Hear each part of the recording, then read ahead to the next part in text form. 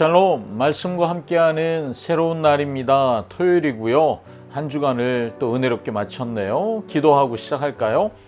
하나님 감사합니다. 오늘도 우리에게 말씀하시는 신실하신 주님을 찬양합니다. 요한계시록의 끝을 향해 가고 있는데 우리가 새 예루살렘, 거룩한 성 예루살렘을 어떻게 보아야 할지 성령 하나님 말씀해 주시옵소서. 예수님의 이름으로 기도합니다. 아멘. 아멘. 요한계시록 21장 9절부터 21절까지 말씀 보겠습니다. 일곱 대접을 가지고 마지막 일곱 재앙을 담은 일곱 천사 중 하나가 나와서 내게 말하여 이르되, 이리 오라. 내가 신부 곧 어린 양의 아내를 네게 보이리라.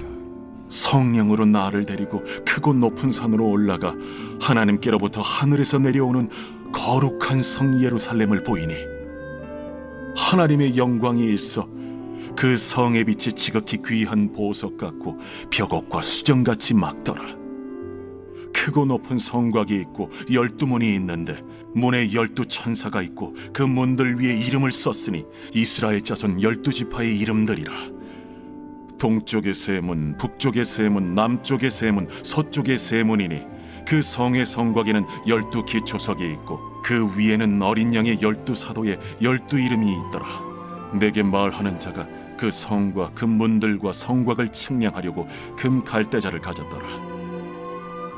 그 성은 네모가 반듯하여 길이와 너비가 같은지라. 그 갈대자로 그 성을 측량하니 12,000스타디온이요 길이와 너비와 높이가 같더라. 그 성곽을 측량하며 144규빗이니 사람의 측량 곧 천사의 측량이라. 그 성곽은 벽옥으로 쌓였고 그 성은 정금인데 맑은 유리 같더라. 그 성의 성곽의 기초석은 각색 보석으로 꾸몄는데 첫째 기초석은 벽옥이요 둘째는 남보석이요 셋째는 옥수요 넷째는 녹보석이요 다섯째는 홍만호요 여섯째는 홍보석이요 일곱째는 황옥이요 여덟째는 노곡이요 아홉째는 담항옥이요 열째는 비취옥이요 열한째는 청옥이요 열두째는 자수정이라. 그 12문은 12진주니 각 문마다 한 개의 진주로 되어 있고 성의 길은 맑은 유리 같은 정금이더라. 아멘. 어제 우리가 새하늘과 새 땅, 새 예루살렘 이야기 함께 했었는데요. 오늘은 어린 양의 신부가 등장을 합니다. 이 어린 양의 신부는 큰 성 바벨론하고 대조가 되는 거죠. 거룩한 성 예루살렘이에요. 바벨론을 소개할 때 큰 성 바벨론이라고 소개를 했거든요. 이게 로마를 상징한다면 거룩한 성 예루살렘 이렇게 표현되잖아요. 예루살렘은 무엇일까요? 거룩한 성 예루살렘을 우리가 장차 들어갈 천국이라고 생각해 왔었고 그렇게 생각하는 분들이 많습니다. 천국이라 생각하는 이유가 거기는 12진주문이 오늘 본문에도 나오잖아요. 12진주문이 있고 각종 보석들이 막 지천에 깔려 있는 그런 곳, 이런 곳은 천국밖에 없지 우리가 그렇게 생각할 수 있는 거예요. 예수를 믿으면 우리는 이 세상, 지금 살고 있는 이 세상과 우리가 가야 할 다음 세상에서 이렇게 놀라운 부자의 삶을 살게 된다는 것, 여러분 이런 가르침은 아주 매력적인 가르침이죠. 하지만 이것은 무늬만 기독교의 옷을 입었을 뿐 이 세상이 추구하는 것과 다르지 않은 가르침이라고 할 수 있습니다. 부자가 되어서 편안하게 사는 것, 요한계시록 우리에게 그것을 말하지 않습니다. 하지만 최근 거룩한 성 예루살렘을 천국이 아닌 교회로 이해하는 것이 더 많이 말해지고 있어요. 어린 양이신 예수 그리스도의 신부는 교회이고 성도입니다. 거룩한 성 예루살렘을 아름답게 묘사하는 것은 앞으로 교회가 이렇게 아름답게 완성될 것이다, 이런 의미로 우리가 볼 수 있다는 거죠. 거룩한 성 예루살렘이 오늘 본문에 보니까 이 크기가 똑같잖아요. 정육면체예요. 여러분, 이 정육면체는 어디서부터 시작됐냐 하면 성막 사이즈가 정육면체, 특별히 지성소가 정육면체거든요. 그리고 그 사이즈보다 훨씬 확장되긴 했지만 솔로몬의 성전에 지었던 지성소가 적6면체예요. 그리고 그것이 지금 신약으로 와서 새 예루살렘, 거룩한 성 예루살렘의 사이즈가 적6면체로 묘사가 되고 있습니다. 거룩한 성 예루살렘과 똑같은 모양으로 생긴 지성소가 의미하는 게 뭐죠? 하나님의 임재잖아요. 거긴 하나님이 함께 하시는 곳이잖아요. 그런 의미에서 지성소는 교회로 이어진다고 할 수 있겠죠. 하나님이 우리와 함께 하심. 여러분, 임마누엘, 이것이 교회잖아요.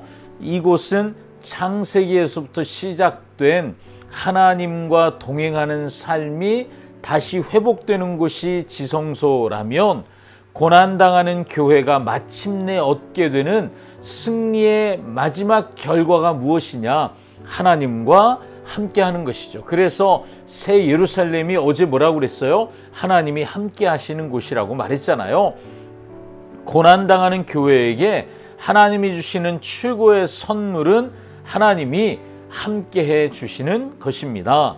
성의 한쪽 길이가요 12,000 스타디온이라고 표현됩니다. 이미 계시록 14장 20절에서 스타디온이란 말이 나왔고, 그것이 약 185m 1스타디온이요. 그러니까 12,000 스타디온은 문자적으로는 22,000km가 넘습니다. 참고로 로마의 국경의 길이가 대략 12,000 스타디온이었다고 해요. 그러니까 상징적인 숫자라고 할 수 있죠. 마치 14만 4천 명이 구원받은 무수한 숫자를 상징하는 것처럼 12,000 스타디온이 새 예루살렘이란 말은 뭐죠? 하나님의 백성의 숫자가 그만큼 엄청나게 많다는 것을 상징하는 거죠.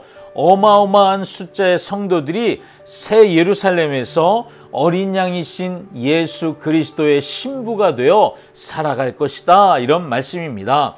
자, 하나님은 왜 요한에게 이런 장면을 보여주셨을까요? 고난당하는 교회를 향하여 요한을 통해 편지를 쓰라고 하셨잖아요.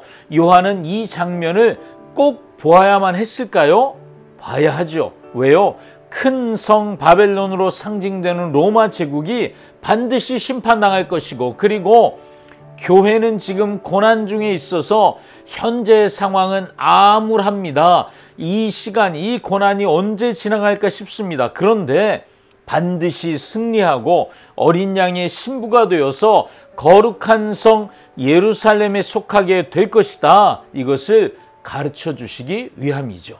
지금 고난과 위기 가운데 있을지라도 그들이 마침내 속할 공동체는 어마어마한 공동체인 것을 말씀해 주시는 겁니다. 오늘 우리가 이 본문을 통해서 묵상할 것들이 있습니다. 첫 번째는요, 내가 이런 어마어마한 공동체에 속하였다면 나에겐 정말 그 공동체에 대한 소속감이 있나 하는 것을 우리가 확인해 볼 필요가 있죠. 하나님은 새하늘과 새 땅의 거룩한 성 예루살렘을 준비하셨습니다. 거룩한 성 예루살렘은 죽어서 가는 천국이 아니라 고난을 이긴 교회이고 어린 양의 신부이죠. 피조물을 신부로 맞이하는 하나님, 여러분 상상해 보셨어요? 창세기에서 하나님의 모양과 형상을 따라 지음을 받은 인간이 교회가 되고, 그 교회는 어린 양의 신부가 되어서 영원히 하나님과 함께하는 삶을 살게 되는 것입니다. 이 그림을 그려 놓으신 하나님은 얼마나 이 날을 기다리셨겠습니까? 나는 주님이 기다리시는 것처럼 어린 양의 신부 공동체에 속한 사람인 걸 기억하고 이 날이 오기를 그렇게 간절히 기다리고 계십니까? 두 번째 우리가 묵상할 포인트는 이거예요. 나는 영광스러운 새 예루살렘에 속한 신부라는 사실을 그러면 기억하고 잘 준비하고 있는가 하는 거예요. 여러분, 이 장면을 처음 글로 읽고 귀로 듣는 성도들이 얼마나 감격스러웠겠습니까? 그들이 마침내 얻게 될 영광을 생각하면 당장의 현실, 고난이라고 하는 이 현실이 더 이상 두려운 일이 아니죠. 현실의 삶이 힘들어서 견디고 버티는 그들에게 필요한 것은 잘 숨고 도망치는 능력이 아니라는 걸 배우는 거예요. 그들이 승리하기 위해서 필요한 것은 뭐예요? 거룩함입니다. 성도는 경건한 행실, 거룩함이 핵심 세마포이거든요. 그 거룩함으로 살기만 하면 반드시 얻게 되는 것이 승리입니다. 어린 양의 신부라고 하는 영광스러운 자리이죠. 여러분, 우리가 이것을 사모합니까? 내가 오늘날 얻고 싶어 하는 것이 이 거룩함을 이뤄가는 데 도움이 되는 것들입니까? 아니면 세상을 편안하고 안전하게 사는 데 도움이 되는 것들입니까? 내 생각에 어린 양의 신부로서 준비되기 위해 거룩함을 배우고 훈련하는 일이 내 삶의 우선순위가 되고 있는가? 여러분, 확인해 봐야만 합니다. 세 번째 우리가 묵상해야 할 일은요, 내가 어떤 공동체에 속했고 내가 누구인지 아는 것. 오늘 우리가 살펴본 이것이 나의 삶을 변화시키고 있는가 하는 겁니다. 여러분, 죄인인 우리는 하나님과의 관계를, 그 무너진 관계를 해결할 수 없었습니다. 그래서 예수님이 이 땅에 오셔야 했고 십자가에 달려 죽으셨다가 부활하심으로 성령께서 오셨고 성령이 내주하시는 교회가 준비되었죠. 어린 양의 신부가 될 교회는 지금 고난 중에 있습니다. 반드시 이길 겁니다. 어린 양의 혼인잔치의 신부로 서게 될 것입니다. 하나님은 이 일을 준비하시고 방해하는 모든 것들을 심판하십니다.